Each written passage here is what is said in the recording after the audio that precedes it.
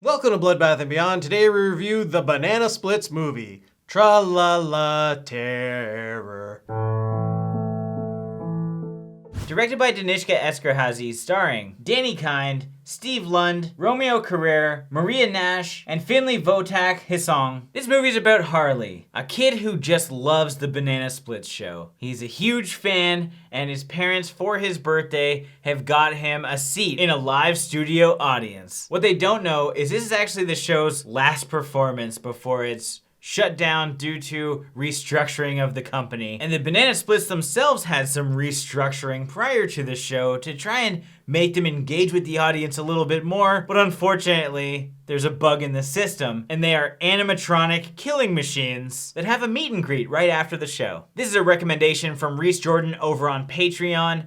A lot of you guys have recommended this movie. We wanted to watch it anyway, so that's two birds. We're not familiar with the TV show, and so there's some nostalgia missing, but we like the concept, so we needed to see this. What do we like? The concept. Big fan of Chuck E. Cheese here. And this reminds me of the creepy ass Chuck E. Cheese guys. They barely move. These Banana Splits, wow, they've really improved things. Growing up as a huge fan of all things Hanna-Barbera, I remember this more for the soundtrack. The opening theme song is really iconic.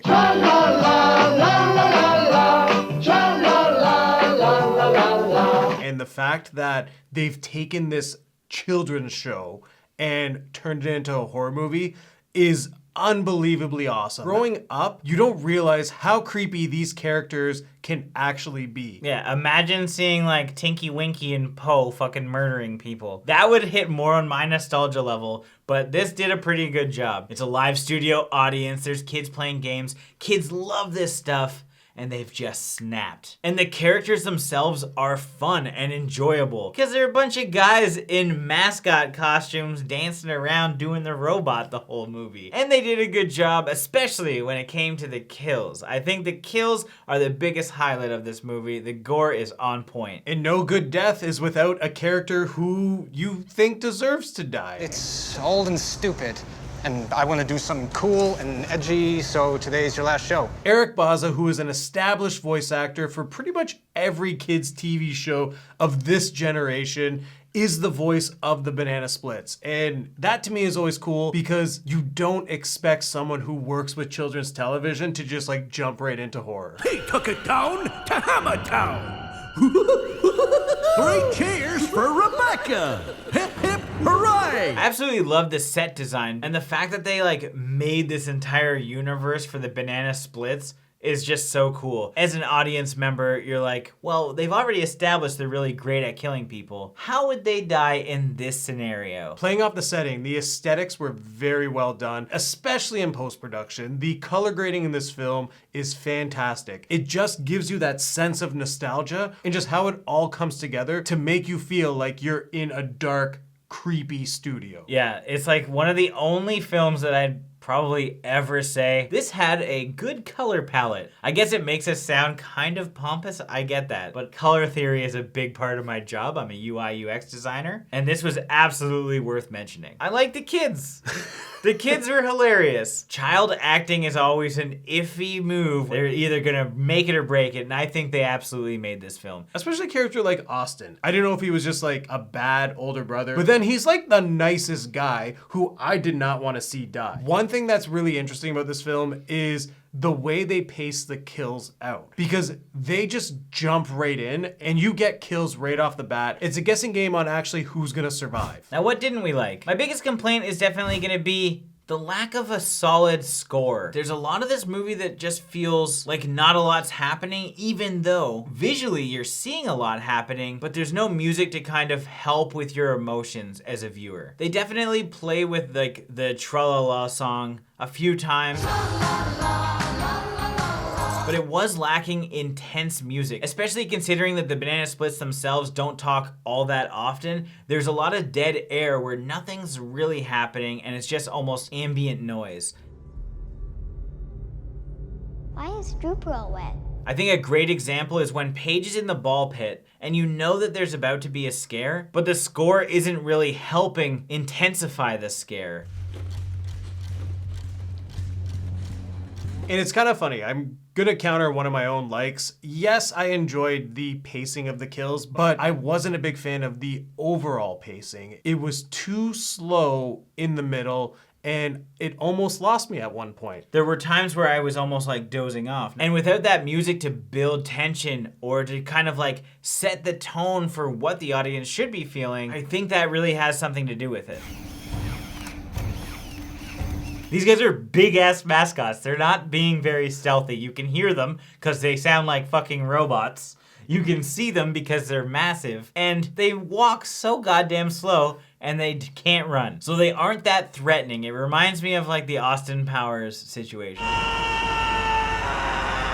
out! They're gonna keep coming for you. Go somewhere else. But if you think the banana splits were bad at stealth, I can tell you right now, the worst people in any espionage situation is Austin, Paige, and Sarah Connor. There is nowhere they could hide where these robots would not see them. And sure enough, they weren't found. And that was actually making me mad. Like, I'm like, they're in plain sight. Absolutely. This should not be happening. I also felt the reasoning behind the banana splits going on this massacre was very weak. You have their programmer, Carl. At no point does he reprogram them to make them go evil.